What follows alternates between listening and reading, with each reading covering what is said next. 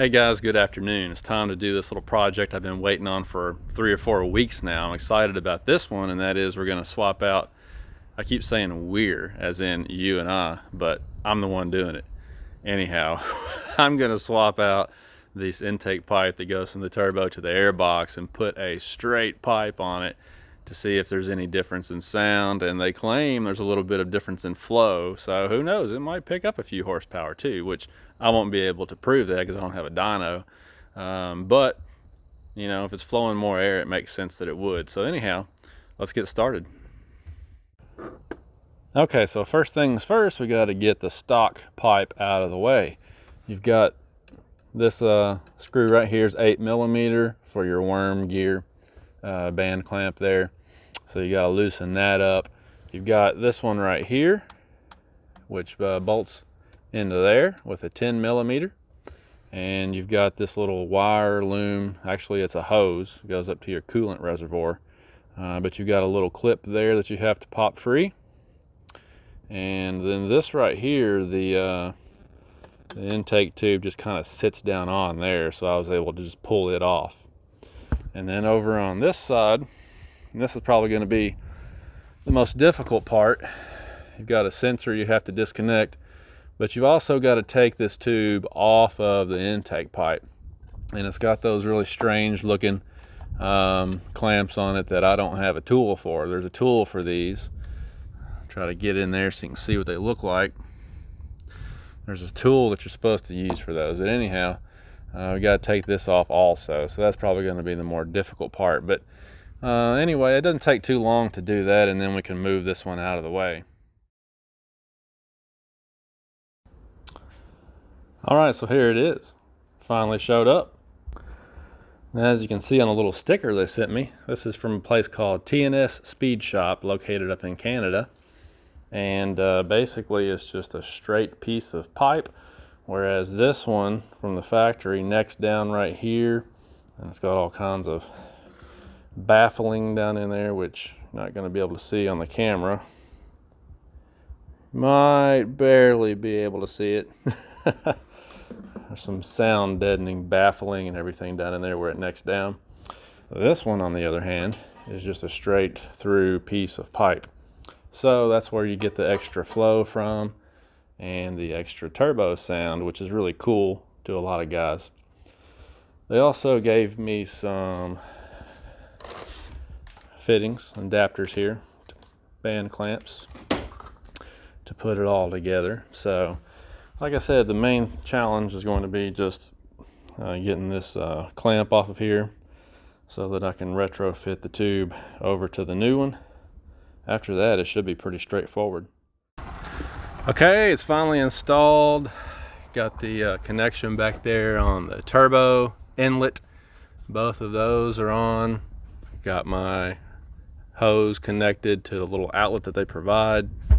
Got both of these band clamps tightened down. Mass airflow sensors plugged back up. That sensor over there, whatever it's for, is plugged back up.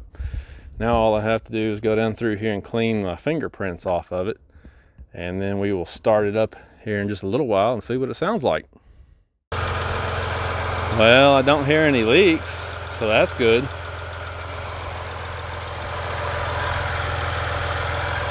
Let me turn the microphone around and we'll do some sound clips.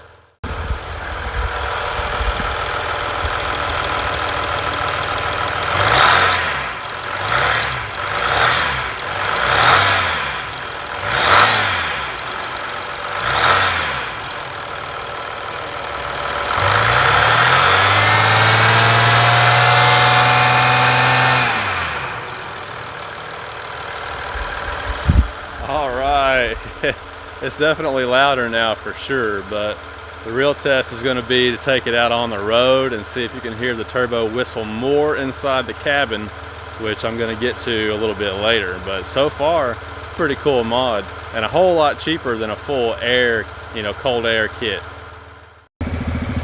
Because it was like I was saying before, if you take this snorkel off right here, there's a big gaping hole in the air box, and it's drawing in just as much air as an aftermarket one would be, so there's not really any sense in replacing that. Okay, let's try this again. It's really windy out here. Thanks, AJ. So I took the truck down the road, and really it's not all that noisy inside the cab like I thought it was going to be. You can hear more whoosh, but there's not a whole lot more whistle or anything. It's a little bit louder, but not too much. So really, you know, I can get some sound clips, but there's not really a whole lot that I'm going to be able to show you on the camera there. What I did notice is that it does feel like it's got a little more get up and go. It's got more throttle response, and when I kind of dip into it, it does seem to want to take off a little more. So, you know, maybe this is going to be one of those things where it's more of a performance game than a noise or sound game. I don't know, but I'm pretty happy with it. It's, you know, a third of the price of a cold air intake kit and does basically the exact same thing. So I'm pretty happy with it. So what I'll do is I'll put a link in the comments below, the description below, I mean, so that you can find this if it's something you're interested in. And you can go over there to the website and check it out. They've got some other things for sale for these 3rd gen trucks also. So anyhow, thanks for watching, guys. So while I'm thinking about it here, I want to briefly discuss something that's come up a couple times. People keep asking me, so I'm going to go ahead and answer the question. The question is, why are you modifying a leased vehicle? And the answer is, why not?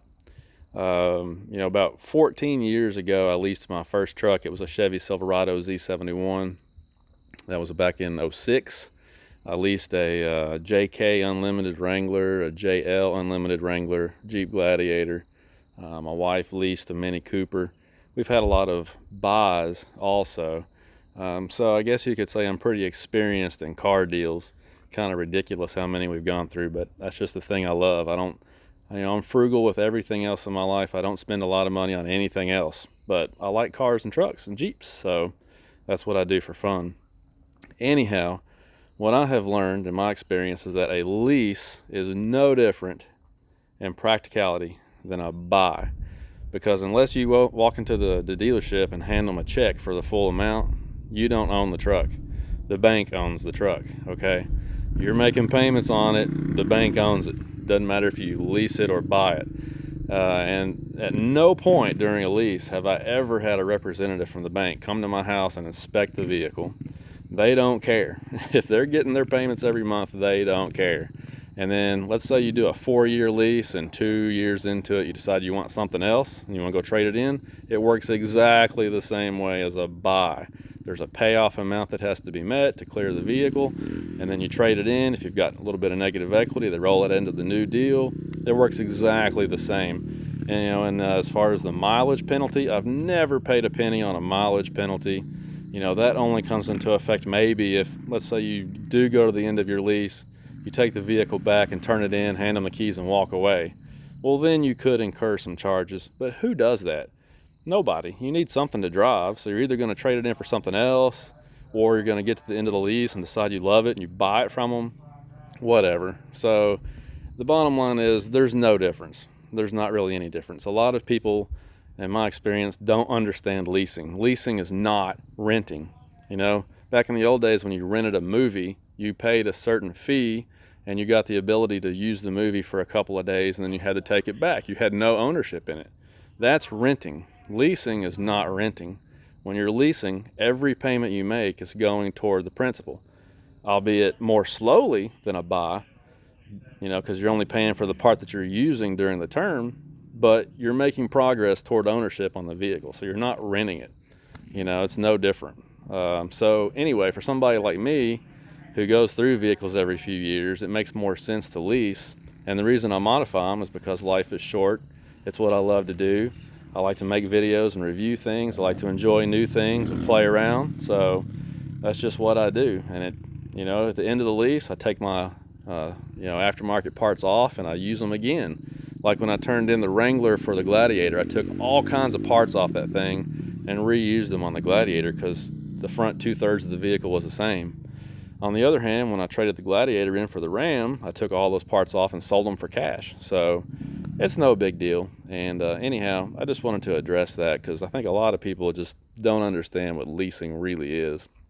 You know, it's like there's some negative connotation with leasing or something, which is crazy. But anyhow, that's what's up with that. So anyhow, I always want to thank you guys for watching the videos. You know, I couldn't have gotten to this point with the channel unless you guys followed and subscribed and kind of watched and helped me out and gave me some good compliments. So I really do appreciate that. And hopefully we'll get this camping situation open back up after this pandemic leaves us alone. Hopefully this summer this thing will like calm down and leave us alone so we can go camping and do some fun things and get these machines out in the dirt where they belong. But stick with me, and hopefully we'll do some cool stuff later this summer. Appreciate it, guys, as always. Have a good evening.